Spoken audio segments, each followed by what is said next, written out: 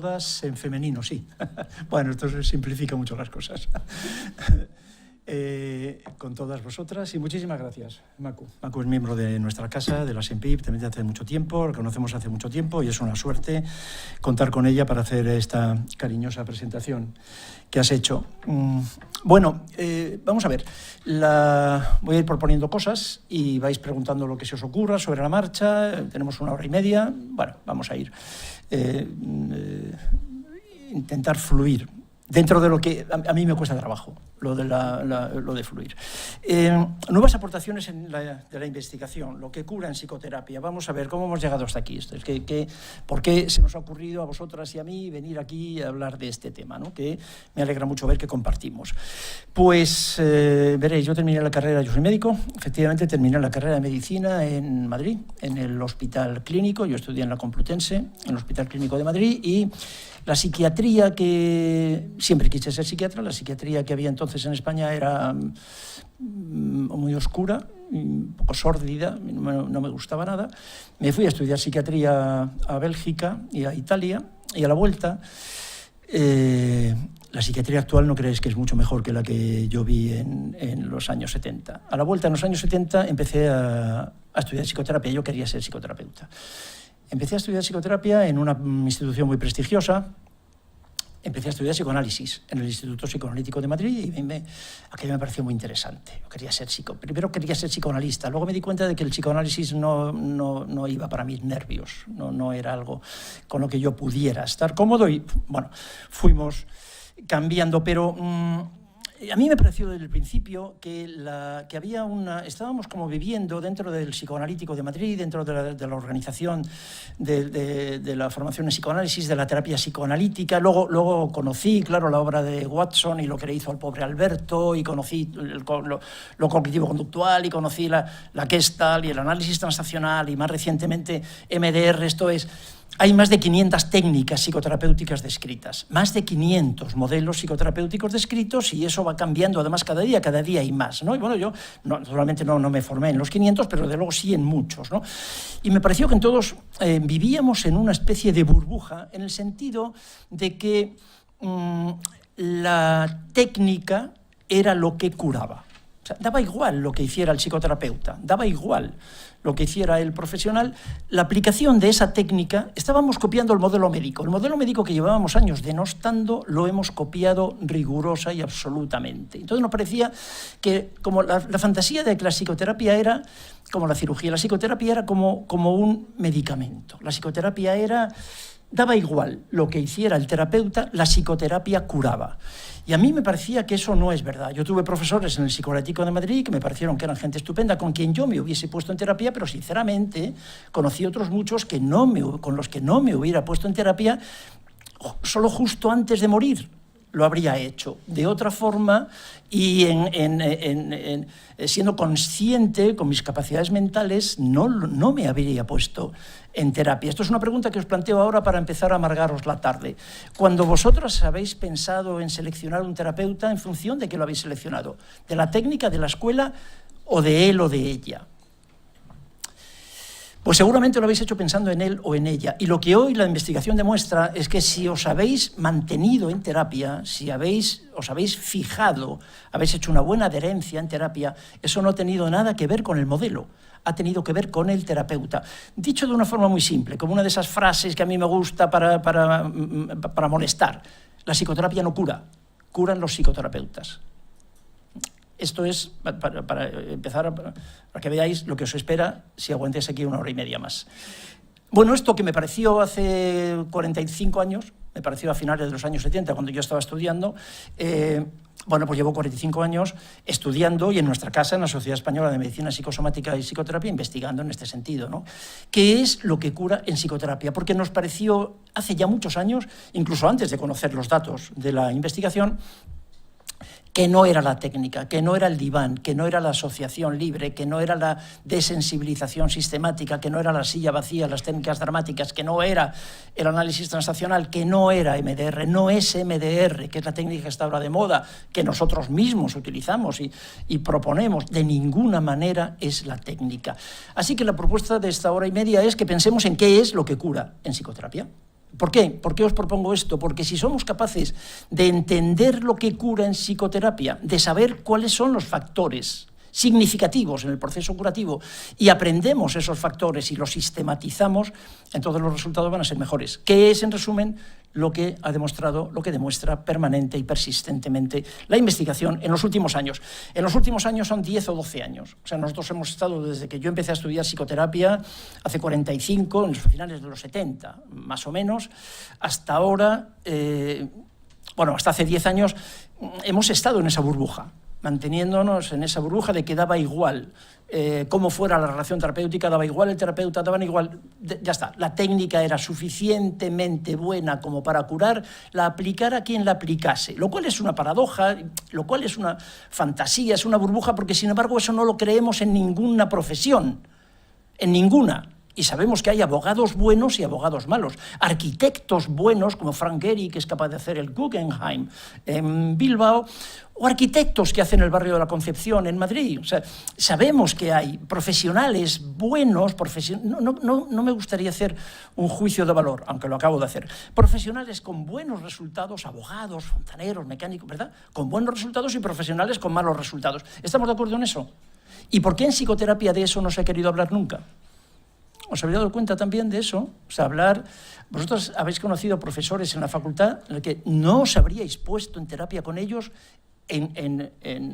estando en buenas condiciones mentales, no os habríais puesto en terapia con ellos jamás, independientemente de la técnica que utilizaran. De eso es de lo que vamos a hablar, ¿de acuerdo? A lo largo de esta tarde. ¿Qué es lo que cura en psicoterapia? Que en resumen no es la psicoterapia, ¿no? Esto es lo más provocador que quería plantearos. Algo de índole práctico. Todas las diapositivas que voy a presentar esta tarde las he presentado para vosotras y por lo tanto están a vuestra disposición. No son mías, yo ya no las voy a usar más seguramente. Están a vuestra disposición, ¿dónde? En nuestra web. En la web, aquí veis, hay un apartado que pone noticias. Hay un apartado, arriba, que pone publicaciones en el menú, y dentro de publicaciones hay un apartado que pone noticias. Bueno, pues dentro de noticias hay una noticia que nuestro técnico ha dicho que yo venía aquí a contar estas cosas al colegio y que esta presentación, todas estas diapositivas están ahí y las vais a poder descargar en este mismo formato, tal y como las vamos a ir viendo, ¿no? Lo primero que tenemos que recordar es que todavía hay muchas personas que piensan que la psicoterapia no cura. Vamos a ver, yo lo acabo de decir, la psicoterapia no cura. Eso puede resultar herético, pero hacedme caso por lo menos hasta las 6:30. luego que es como debe de ser, luego lo planteáis de otra manera. La psicoterapia no cura, pero el primero que yo se lo escuché decir fue nada menos que Eysenck. Esto es un clásico, ¿verdad?, de la psicoterapia, de este autor, de Freud menos, pero de este autor os han hablado en todas las facultades de psicología de España, ¿no? Y Eysenck publicó en el Journal of Consulting Psychology, publicó algo así, en esto está sacado, traducido literalmente, ¿no? La respuesta al tratamiento psicoterapéutico no es mejor que la lograda por remisión espontánea. Dicho de otra forma, la psicoterapia no vale para nada. O sea, simplemente si a las personas las dejas esperando el mismo tiempo, una persona está haciendo 2 años de psicoterapia y otra persona está haciendo 2 años de nada, los resultados son iguales. 2 personas con síntomas, quiero decir. Los resultados son iguales. En este momento todos pensamos que eso fue un error. Lo que es cierto es que ese error hizo algo muy importante, que es impulsar la investigación, que no se había hecho hasta entonces. Quiero decir, ¿verdad?, que el psicoanálisis no había investigado nada, absolutamente nada hasta ese momento, y muy poco, me parece. Yo ya hace algún tiempo que no estoy dentro de ninguna institución psicoanalítica, pero ha investigado poco, y en todo caso lo están haciendo, lo hemos empezado a hacer todos gracias a que queríamos contradecir a Eysenck. Queríamos decir que no es verdad, que la psicoterapia, claro, que cura naturalmente, y que la psicoterapia, claro, que es útil, y que la psicoterapia, claro, que es eficaz, pero ¿realmente es útil la psicoterapia? Esto es una reflexión que quiero hacer. La psicoterapia es un procedimiento eficaz. Hoy parece que está claro, esto lo podemos afirmar. Esto hay datos suficientemente concluyentes. Estad tranquilo, me alteras la terminología ahora mismo de género. Bienvenido en todo caso, por favor, no te sientas mal por ello. Claro, hasta ahora estaba hablando solamente en femenino y me sentía muy cómodo. Y ahora ya no sé muy bien cómo hacerlo, ¿no? Puedo seguir en femenino. Bien. No os asustéis, la psicoterapia es eficaz. Sin ninguna duda es eficaz en el abordaje de múltiples problemas, pero la pregunta que os hacía al principio, ¿qué es lo que cura en psicoterapia? ¿Qué es? Vamos a pensar en ello, ¿no? A lo largo de este rato. ¿Qué es lo que realmente está curando en psicoterapia, ¿no? Bueno, pues mirad, nosotros investigamos mucho, a mí me gusta mucho leer, soy un apasionado de la lectura, del estudio, ¿no? Y la Asociación Americana de Psicología, en su resolución sobre el reconocimiento de la efectividad de la psicoterapia, indica que los resultados del tratamiento se ven más influenciados por ciertas características del paciente, así como por factores asociados al contexto y al profesional clínico. Así que a lo mejor hay que pensar más en el paciente, en la relación, aquí vamos a insistir mucho en la relación terapeuta-paciente, en la alianza, en la famosa alianza terapéutica, y desde luego en el profesional clínico. Esto es lo último de lo que se está hablando, de lo que se está investigando en psicoterapia, ya os lo quiero advertir, es el factor T. El factor T, que es T de terapeuta. Es lo que hace en concreto la figura del terapeuta, cómo influye la figura del terapeuta en el proceso psicoterapéutico. En este trabajo, que es un trabajo reciente, se señala, y esto me parece absolutamente apasionante porque me entusiasma ir en contra de lo que habitualmente se dice en las universidades públicas y privadas de nuestro país. No existen diferencias significativas entre distintos modelos de terapia. Habéis hecho una carrera de psicología y os han dicho miles de veces que el patrón oro en psicoterapia es el modelo cognitivo-conductual, que es el científicamente aprobado por todo el mundo y que realmente lo que cura es lo cognitivo-conductual. En contra, es mentira. Como mola, ¿verdad? Decirlo, me entusiasma decirlo, ¿no? Es mentira. Yo viví, claro, una de las ventajas que tiene ser mayor, tan mayor, es que uno ha vivido mucho y ha tenido oportunidad, claro, de estar en muchas batallas, ¿no? Y una de las batallas que he vivido muy de cerca, claro, es el psicoanálisis y el conductismo. Los Putin de uno y otro lado, ¿no? Eso ha hecho tanto daño a la psicoterapia, esa lucha tan estúpida, tan estéril, ha hecho tanto daño a la profesión, tanto daño a la psicoterapia, para nada, absolutamente para nada, porque lo que hoy demuestra la investigación es que el modelo terapéutico es exactamente igual. ¿Queda claro eso? Así que no os dejéis más cuando alguien nos cuenta, no, es que lo cognitivo-conductual es científico, lo que... No es verdad. Y solo tienes que leer un par de papers, que es como se dicen ellos, así lo dicen en inglés. Solo tienes que leer un par de artículos. Yo voy a daros alguna referencia. Aquí tenéis una de ellas, lo tenéis en las diapositivas, como os comentaba antes, que podéis encontrar en casa a partir de esta misma noche, ¿no? ¿La psicoterapia cura? ¿La psicoterapia es eficaz? Sí, claro que es eficaz, pero esto es un trabajo precioso de un colega al que yo no conozco personalmente, pero que me encanta su obra, ha escrito un par de libros muy interesantes. Alberto Jimeno, él hace esta reflexión. La psicoterapia cura, pero... La psicoterapia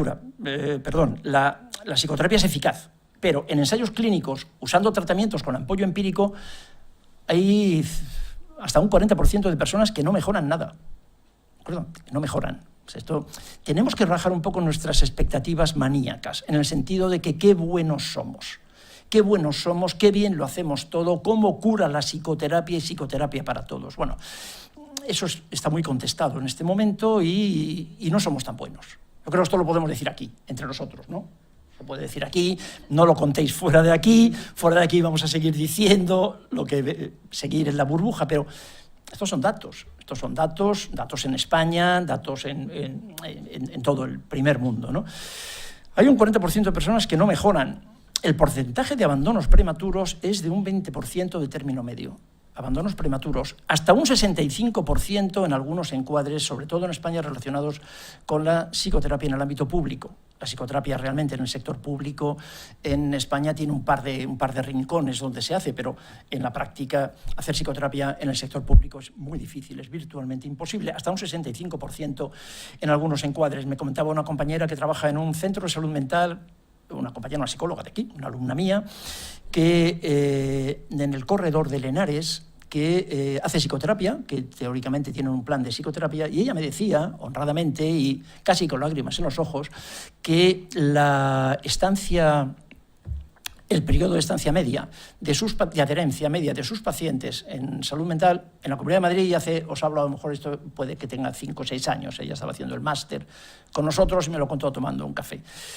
Hace 5 o 6 años el periodo de adherencia de sus pacientes era de 2,4 sesiones. Eso era lo que, de media, 2,4 sesiones era lo que los pacientes estaban antes de abandonar. En resumen, abandonaban prácticamente todos. Había muy pocos pacientes que terminaran la propuesta psicoterapéutica, ¿no? Hay algo de lo que tampoco nadie quiere hablar y es el efecto secundario negativo. O sea, la psicoterapia puede hacer mucho daño y de hecho todos tenemos alguna referencia realmente y quienes sois muy jóvenes pues no tanto, pero ya lo vais a ir viendo. La psicoterapia puede hacer daño y de hecho lo hace. Hasta un 10% de nuestros pacientes empeoran y en ocasiones empeoran gravemente. Algunas técnicas modernas que se sugieren muy movilizadoras, muy revolucionarias, pueden ser muy peligrosas simultáneamente, ¿no? En resumen, y en atención rutinaria, en la práctica real, en España, según los datos de Alberto Jimeno, solo mejoran un 35% de los pacientes. Así que vamos a ver, ¿la psicoterapia cura? ¿Realmente cura? Mejora un 35% de pacientes. Podemos lanzar las campanas al vuelo, podemos estar orgullosos, podemos estar tan felices de lo que estamos haciendo, o a lo mejor tenemos que pensar que hay algún factor, hay algún elemento en psicoterapia que no estamos aprovechando, ¿no? Estas investigaciones recientes, estoy hablando reciente en los últimos 10 años, quizás los primeros datos de Barham, de Saxon, son de 2010, 2012, algunas referencias, hay muchísima documentación, ¿eh? Aquí he hecho un resumen pequeño, hay muchísima bibliografía sobre todo este tema. Una cosa llamativa es que estos porcentajes que decíamos antes, el 35% de personas que mejoran es la media. ¿Por qué? Porque, sin embargo, hay terapeutas que consiguen mejoría en el 95% de los casos y otros solo en el 15%. Claro, lo que tiene la estadística. ¿De acuerdo? Claro, ese es el matiz, ese es parte del problema, ¿no? Hay unas diferencias muy grandes entre clínicos, no entre modelos, no entre técnicas. No, esto es el mensaje que quiero que quede claro a lo largo de la tarde. No en la técnica, no hay diferencias en las técnicas, no perdáis más tiempo en aprender técnicas, ocupad tiempo en aprender a mejorar vuestra actitud, vuestra capacidad como agentes de curación, ¿no? En términos de resultados, es un proyecto que me interesó desde el principio, en el que estoy incluido desde el principio, un proyecto liderado por Barry Williams, entre otros, que es el proyecto Supershrink. Supershrink se podría traducir al castellano más o menos como superloqueros. Hay superloqueros. Esto ya se hizo hace muchos años, ¿no? Con un trabajo muy interesante de Gringer y Bandler, que era la estructura de la magia, crear la estructura de la magia, ¿no? La psicoterapia hay como magos, ¿no? Lo que ahora llamamos los super shrinks, estos super loqueros, esta gente que tiene realmente una mayor capacidad para obtener buenos resultados independientemente otra vez del enfoque del modelo teórico. Y esta es la nueva perspectiva. Lo que tenemos, mi propuesta hoy aquí, en cualquier caso, es sugeriros que profundicemos en el concepto de factor T, que es un factor todavía muy poco estudiado. Factor T, la T es de therapist, de terapeuta, ¿no? Vamos a pensar. Entonces, ¿qué es lo que cura en psicoterapia? Vamos a hacer una revisión histórica, es solamente esta diapositiva, no os asustéis. Evolución histórica, la especificidad del modelo, la técnica como argumento. Esto es lo que yo viví, lo que os contaba al principio, lo que yo viví. El psicoanálisis era lo que curaba, el psicoanálisis, nada más. ¿De acuerdo? La técnica, si queréis, pues la asociación libre, básicamente, el diván, la transferencia, 14 años, el aburrimiento, el pico-pala, el concepto de minería, la profundidad. Bueno, esto es para otro debate, pero la técnica era lo que curaba. Luego, el conductismo, por otro lado, la técnica conductista. ¿De acuerdo? Los que se iban incorporando después, que no estaban cómodos, no estábamos cómodos, ni con el psicoanálisis, ni mucho menos, vamos, al menos para mí, el conductismo, luego lo cognitivo-conductual. Fuimos buscando más cosas y un poco más tarde apareció ya en los años 80, finales de los 80, lo que se llama el movimiento de los factores comunes, que luego vamos a ver en un minuto. Los movimientos de los factores comunes. Hay cosas que no dependen. También es algo, tenemos que hacer cuidar esta fractura narcisista. Hay cosas que no dependen del terapeuta. una buena novia, un buen novio, que te toque la lotería, ¿sabes? Mejorar en tu situación de trabajo, hacer las cosas bien, no ver televisión. Eso es una cosa fundamental. Apagar la televisión, quemar el DSM-5, eso es una recomendación que os haré más tarde. Pero apagar la televisión, dormir bien, un sueño reparador reduce la puntuación de la escala de Hamilton para depresión en 6 puntos. Los antidepresivos reducen de media 2,4 puntos.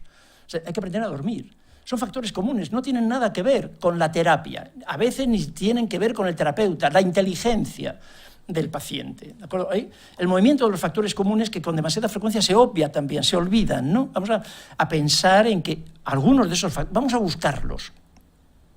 Lo que quiero deciros con todo esto es que vamos a operativizarlo. Vamos a buscar estos factores comunes que todos nuestros pacientes traen y vamos a exagerarlos. ¿Entendéis lo que quiero decir? Entonces vamos a aprovecharnos de esto, ¿no? Luego veremos alguna cosa más.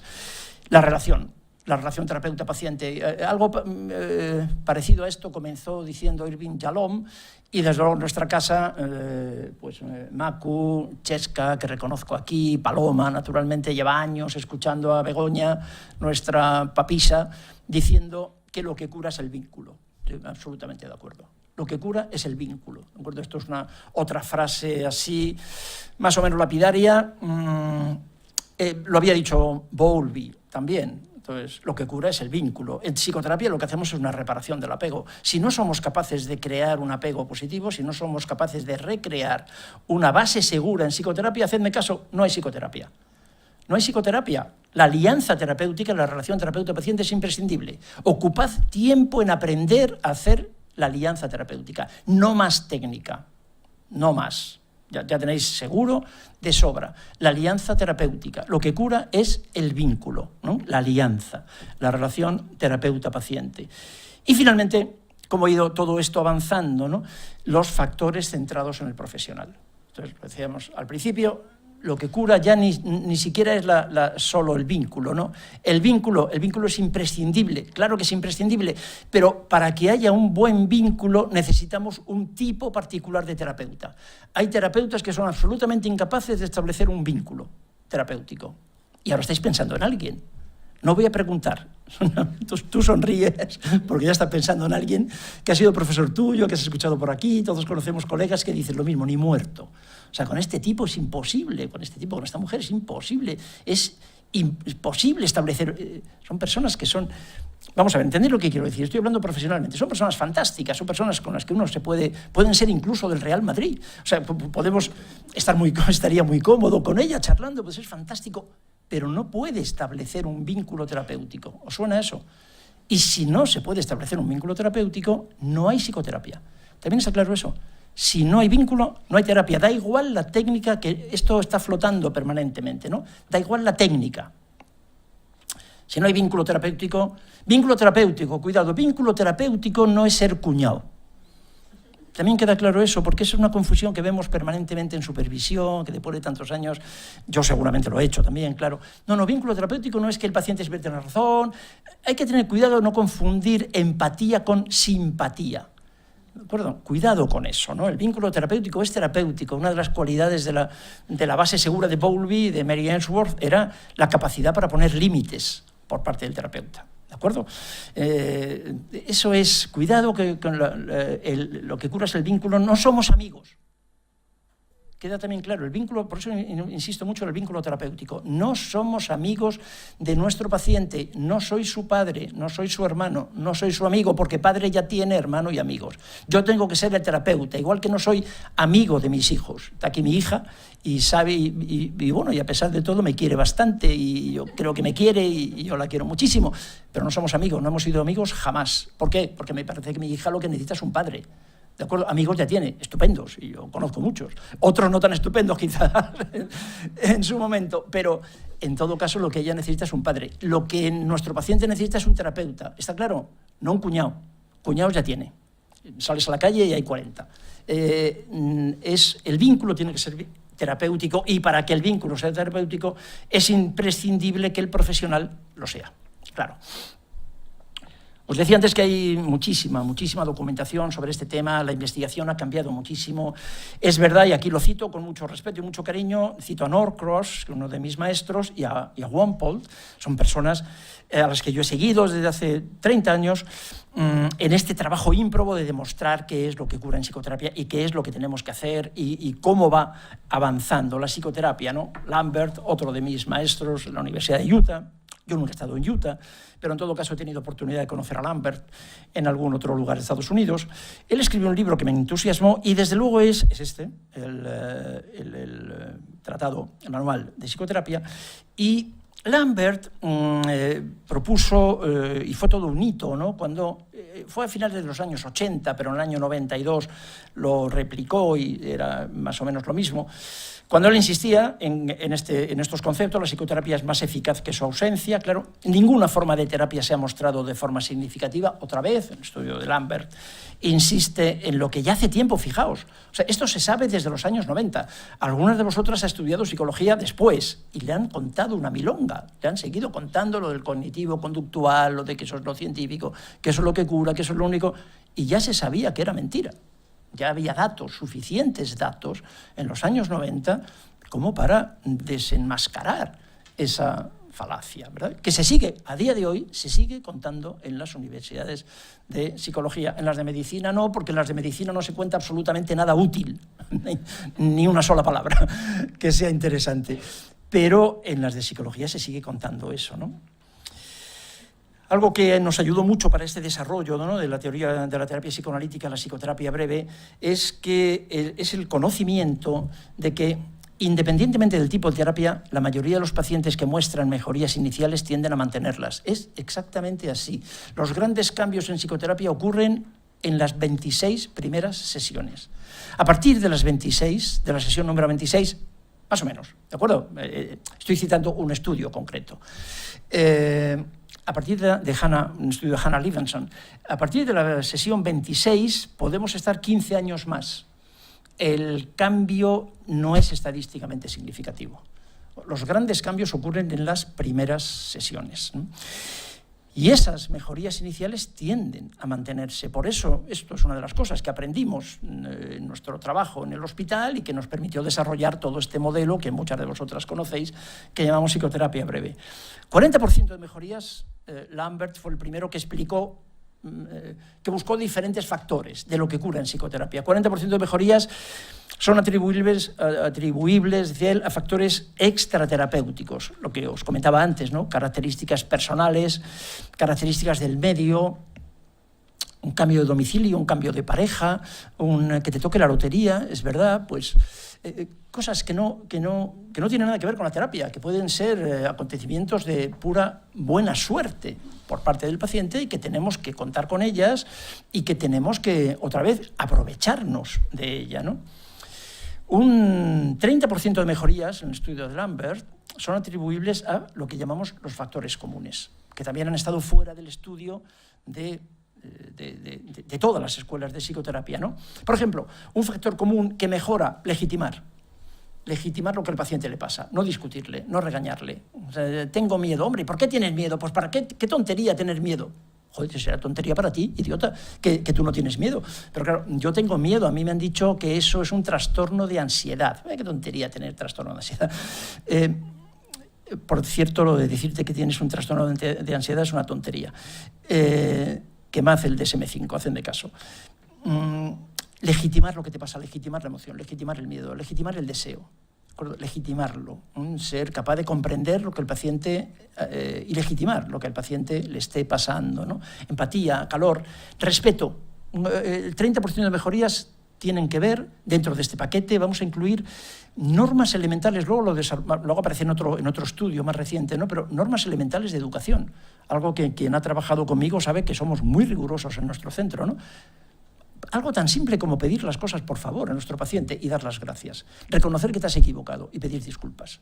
normas elementales de educación, calor, aceptación, respeto, normas de respeto, cuidado con el tiempo. El paciente no puede esperar en la sala de espera sin que se reactiven todas sus ansiedades de abandono, ansiedades depresivas, ansiedades melancólicas, ansiedades confusionales. Entonces no puede haber ruido. El cuidado del espacio terapéutico. Factores comunes. Otra vez esto no depende para nada de la técnica, ¿no? Compromiso. El terapeuta tiene que ser una persona comprometida. Durante la terapia tienes que estar comprometido. Ver a tu paciente con una mirada incondicional. Eso también está muy claro.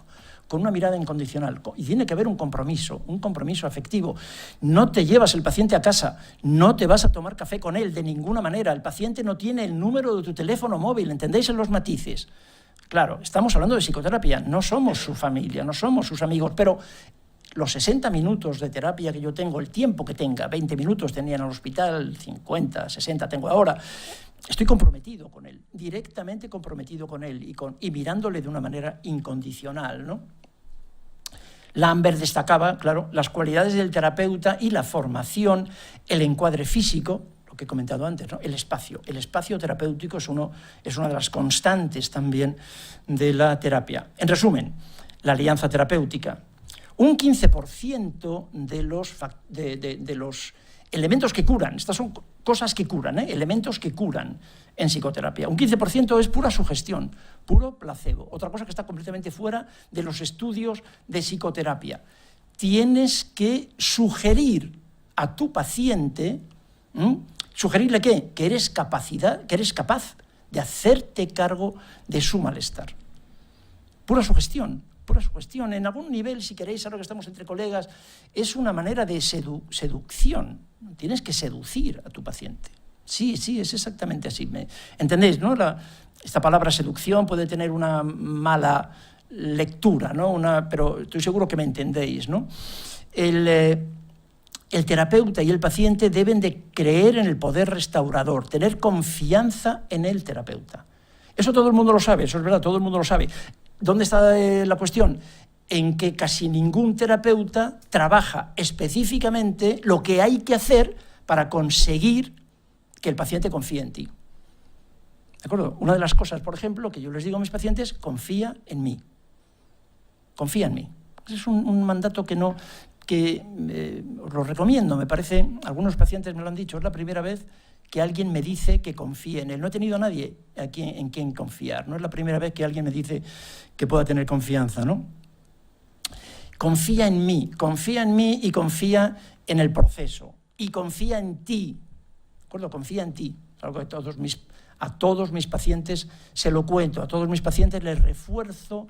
Da igual lo mal que se sientan ellos, lo mal enfermos que están, el delirio de ruina, lo mal que lo hacen todo, lo mal que están, lo inútiles que son, da igual. Siempre les refuerzo la capacidad que tienen para estar en terapia, el valor que tienen para venir a terapia, considerando que la inmensa mayoría de la población necesitaría hacer terapia y nadie la está haciendo. El hecho de que estés en terapia es toda una característica, ¿no? Todo eso sugestiona. La sugestión, y luego dentro de la sugestión también incluiríamos el encuadre físico, ciertamente. Los más jóvenes utilizábamos como elemento sugestivo, por ejemplo, los diplomas de nuestra formación, de nuestros cursos. Detrás de nosotros estaban todos los diplomas. A medida que vamos siendo mayores y vamos haciendo mudanzas, vamos perdiendo diplomas y vamos quitando diplomas y metiéndolos finalmente en un cajón. Pero inicialmente los diplomas te dan, los diplomas te dan, ¿qué te dan? Sugestión, pura sugestión. Sugestionan al paciente, ¿no? Utiliza la sugestión, utilízala. El placebo forma parte de la intervención terapéutica. No hay tratamiento médico sin placebo. Todos los fármacos, da igual el fármaco que sea, tienen un efecto químico y un efecto placebo. No hay nada en la vida fuera del efecto placebo. En la vida cotidiana se llama publicidad. ¿De acuerdo? Y es lo que es la publicidad, un puro efecto placebo. Utilizad el efecto placebo. No se puede evitar, ponedlo de vuestro lado. ¿De acuerdo? Trabajad en eso, pensad en eso y ponedlo de vuestro lado. Y en el estudio de Lambert, inicial de los años 80, principios de los 90, fijaos, las técnicas terapéuticas, las técnicas lo que comentábamos antes, la silla vacía, las técnicas dramáticas, MDR, las técnicas terapéuticas solamente eran responsables del 15% en la varianza de los resultados finales del éxito de la terapia. El 15% era la técnica. Aquí tenéis este mismo esquema, que si queréis lo podéis recuperar luego en vuestra casa, en las diapositivas que hemos colocado en nuestra web. ¿Cómo van las cosas? Fijaos, esto es de Lambert de los años 90. Un amigo mío, Alberto Fernández Liria y Beatriz Rodríguez Vega, dos psiquiatras psicoterapeutas de la Universidad de Alcalá de Henares, publican un trabajo, esto es del 2019, esto es de hace 10 minutos, 2019, ¿no? En este trabajo, muy interesante, ¿no? Como todo lo que hacen estos colegas, Alberto Fernández Liria habla de psicoterapias en la red comunitaria de atención a la salud mental y él, en este trabajo, publicado en la revista de la Asociación Española de Neuropsiquiatría, una asociación a la que yo pertenezco, hace muchos años, hace una revisión del trabajo de Lambert. Veis al final que la fuente es Michael Lambert, pero Alberto lo presenta como una comunicación personal. Y fijaos, han cambiado en estos 30 últimos años, han cambiado algunos factores, pero la técnica, que es lo que quiero señalar fundamentalmente, la técnica en esta revisión que hace Lambert ya no es del 15, es el 5. O sea, a medida que vamos sabiendo más sobre los otros factores y sobre todo sobre la importancia del terapeuta, la técnica cada vez tiene menos valor. Dicho de otra forma, que forma parte otra vez de la vida cotidiana, un terapeuta puede hacer verdaderas maravillas con su sola presencia y una varita mágica. En lugar de facultad de psicología deberíamos de pedir ir a Hogwarts. Es magia, absolutamente. Lo que quiero plantearos aquí, lo que voy a proponeros es la estructura de la magia. Entonces, ¿qué hacen estos magos? Simplemente, ¿qué es lo que hice yo desde hace 40 años también? Pues mirar y copiar, que es lo que sigo haciendo toda mi vida, copiar a quien lo hace bien. Ya está, copiar. ¿Por qué este hombre, esta mujer, por qué tiene mejores, por qué las cosas le van bien, tiene mejores resultados, es más feliz, está menos quemado, es narcisísticamente más recargado? Claro que los resultados sean buenos, este tipo es envidiable, así que ¿qué voy a hacer? Copiarle. Sí, eso me ha ido, la verdad es que me ha ido siempre muy bien, ¿no? Los últimos hallazgos, los efectos del terapeuta. Claro, estos estudios que estoy comentando, el más reciente de Lambert, de Alberto Fernández Liria, el 19, Juan Paul Aymel, esto pone de manifiesto un hecho incómodo y por eso nadie quiere hablar de esto y por eso de esto no se habla en ninguna facultad. Algunos clínicos son más eficaces que otros y en ocasiones estas diferencias son de un tamaño considerable. ¿A que sí? Ahora que no nos escucha nadie, ¿estamos de acuerdo en eso? ¿Os parece? Somos capaces todos de reconocer que conocemos terapeutas que son, vamos a ver, como no quiero decir mejores, perdón, me sale, pero no quiero decir mejores o peores, pero conocemos terapeutas que tienen mejores resultados unos que otros. Eso es evidente. Bueno, pues eso se empezó a investigar hace relativamente poco, ¿no? Estas diferencias son de tamaño considerable, ¿no? Un autor que también me gusta mucho y que es un profesor de la Universidad de Pensilvania,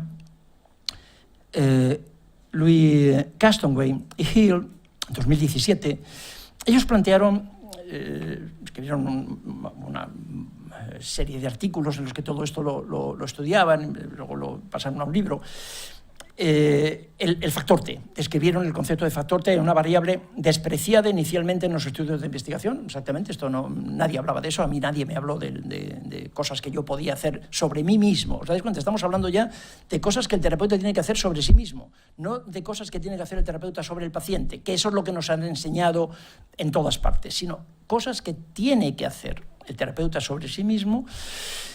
Claro, decía Castonguay que interesa saber qué características poseen los clínicos más eficaces. Claro, en lugar de desprestigiarlos, simplemente vamos a copiarlos. Exactamente así, vamos a ver qué hacen, ¿no? Porque si identificamos estas características, podremos aprenderlas, podremos sistematizarlas, podremos implementarlas y podremos obtener mejores resultados. Parece muy simple, ¿verdad? Parece muy sencillo. Bueno, pues eso es lo que estamos haciendo, ¿no? Un trabajo interesantísimo de Prado Abril, que voy a recomendaros también ahora mismo, define entonces lo que es el efecto del terapeuta. Esto que estamos hablando aquí, efecto del terapeuta, como constructo, claro, transteórico. O sea, es verdad que esto trasciende cualquier teoría psicológica. Es un factor común presente en las diferentes formas o modelos de psicoterapia y que se define como el porcentaje de la varianza de los resultados de la psicoterapia que se explica por la persona del profesional. Este es el factor T. Y esto es uno de los factores que últimamente tiene más relieve en lo que se refiere a estos factores que curan, que es de lo que estamos hablando esta tarde, ¿no? Factores que curan en psicoterapia. La mayoría de los anteriores ya los conocíais. Yo pensaba que el factor T es el menos todavía, el menos conocido, y quería incidir un poco más en ello, ¿no? Este es un artículo, este artículo lo tenéis aquí, Prado Abril, Alberto Jimeno, que he hecho referencia antes a este autor también. Este artículo lo tenéis aquí, publicado en una revista del Consejo General de Colegios de Psicólogos, ¿vale? En los papeles del psicólogo, buscad papeles del psicólogo y encontraréis este artículo, que es gratuito, que tenéis acceso libre y que es un artículo fantástico donde cuentan, hacen alguna referencia a esto que estoy contando yo aquí, ¿no? Hay un estudio clásico, como os digo, quizás el primero, tiene 10 años, de Saxon y Barham, antes hacía referencia. ¿Hasta qué punto puede haber diferencias en la efectividad de los clínicos? Pues ellos encuentran que la tasa de cambio clínico significativo, entonces que el paciente cambia y que además se puede medir el cambio, cosa que es importante también para mejorar nuestros resultados en psicoterapia, es que podamos cuantificar, que podamos estudiar lo que es el cambio, porque a veces cuando preguntamos entre nosotros, ¿qué tal va tu paciente? Ah, muy bien, no, mi paciente está fantástico, fantástico. Eso lo he visto yo en supervisión, eso lo recuerdo que me pasó a mí cuando era chiquitín, como la mayoría de vosotras tan jovencitas. El paciente iba muy bien y de repente desaparecía. Coño, pues a lo mejor tampoco iba tan bien. A lo mejor estaba ocurriendo, ¿no? ¿Por qué? Porque no estábamos cuantificando los cambios, no lo estábamos haciendo una percepción personal de lo que a nosotros además nos gustaría percibir, que por cierto es como hacemos todo en nuestra vida, no vemos las cosas como son, vemos las cosas como somos, ¿no? ¿O no? Claro. Variaron desde especialistas que lograban un 23,5% de buenos resultados, de cambio, al menos de cambio clínico significativo, hasta los que conseguían un 95,6%. Exactamente este es el dato incómodo que decía Wenpol. Exactamente así. Hay terapeutas que solo consiguen un 23% de cambio clínico significativo. Y yo los conozco alguno. Y vosotras también.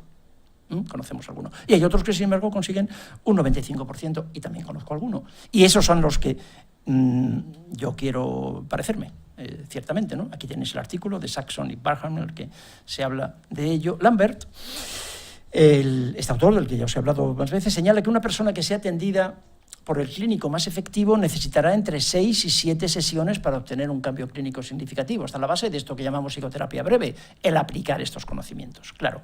Por el contrario, dice el propio Lambert, si tiene la mala fortuna, sí, esto lo he copiado directamente, si tiene la mala fortuna, dice él, y yo estoy de acuerdo con él, pero esto en todo caso es de Lambert, si tiene la mala fortuna de ser atendida a esta persona por el profesional menos efectivo, necesitará 94 sesiones.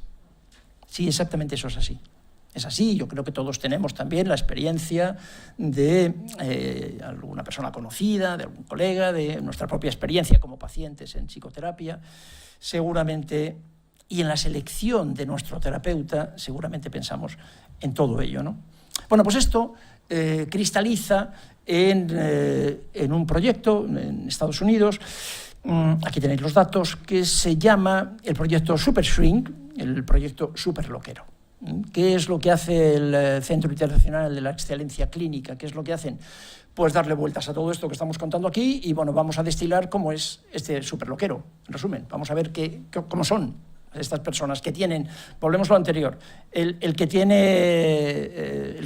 obtiene un cambio en 6 sesiones, el que tiene buenos resultados en el 94% de los casos. Vamos a ver qué es lo que hace, ¿no? Aquí tenéis algunos de los artículos también, os lo dejo en la presentación para que veáis de dónde sacamos todo esto. El proyecto Super Shrink a mí me encantó en cuanto que tuve conocimiento de él. Veníamos trabajando en el proyecto Super Shrink desde muchos años antes, lo que pasa es que no le habíamos puesto nombre. Ya sabéis cómo es esto, ¿verdad? Y además si el nombre es en inglés, pues mola mucho más. Entonces ya está. Si yo me hubiese presentado aquí hace 5 años, o 6 o 8, yo tengo la suerte de que el Colegio Oficial de la Psicología pues lleva años, ¿verdad, Macu? Años pidiéndome que venga a contar mis batallas. Pero pues si hubiese venido aquí hace 10 años hablando de superloquero, pues seguramente habría sido más raro. Pero como ya hablo de un proyecto que es el proyecto Super Swing, y es un proyecto estadounidense, lo cual es una cosa llamativa, porque personalmente Estados Unidos me parece que está un escalón por encima de Valdemín Gómez. Pero eso es una cosa absolutamente personal, por la que, por cierto, pido disculpas, ¿no? Pero ya está, es el proyecto Super Swing. Yo rápidamente me apunto a eso y miro a ver qué es lo que esta gente quiere hacer. Lo primero que encuentro, y aquí lo planteo, es que esto supone un reto para la sociedad actual, la sociedad de las redes sociales, la sociedad, la cultura dominante, es la cultura de la mediocridad absoluta. ¿No? ¿Dónde está el proyecto? ¿Dónde está el problema del proyecto Super Swing? Es que el proyecto Super Swing, la excelencia, en resumen, la excelencia supone un precio.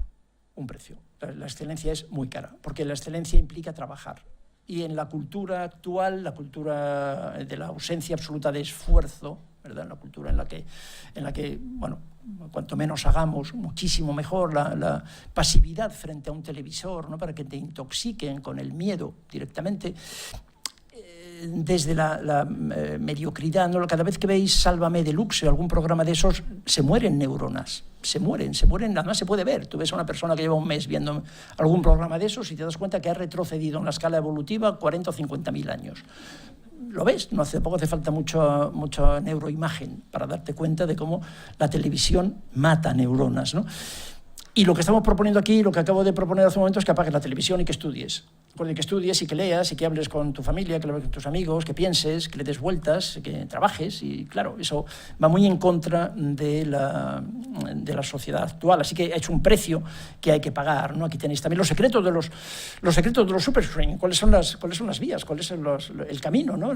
para llegar a la excelencia clínica? Esto se puede hacer. Es relativamente fácil. En este momento, hace 40 años, me habría encantado que me hubiesen contado esto, sinceramente, porque me ha costado muchísimos años de estudio, mucho trabajo y muchas equivocaciones y hacer las cosas muy mal y tener malos resultados para llegar a aprenderlo o seguir aprendiéndolo, ¿no? Me habría encantado, pero no lo tenía. Pero ahora sí, ahora lo tenéis. Ahora no ser un Super Swing está empezando a ser una negligencia, quiero decir, un delito, ¿no? Porque ya sabemos lo que hay que hacer, ¿no? Cómo se puede hacer. Aquí tenéis el trabajo de Saxon, de Barham, al que antes hacíamos referencia.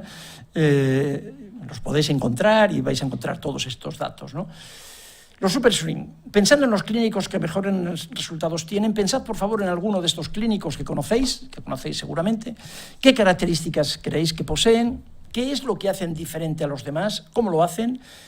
¿Pensáis, creemos que son rasgos de la personalidad? No, yo creo que no, pero se puede aprender. Pensad en esto y tomad nota y mirad a ver qué es lo que hacen. Otra vez copiad al que lo hace bien.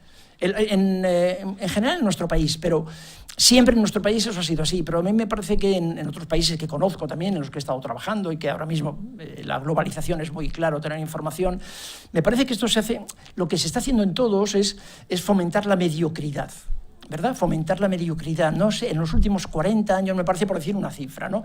En lugar de dar banquetas para que todo el mundo creciera, se han cortado las cabezas que destacaban. O sea, la cuestión era crear una mediocridad.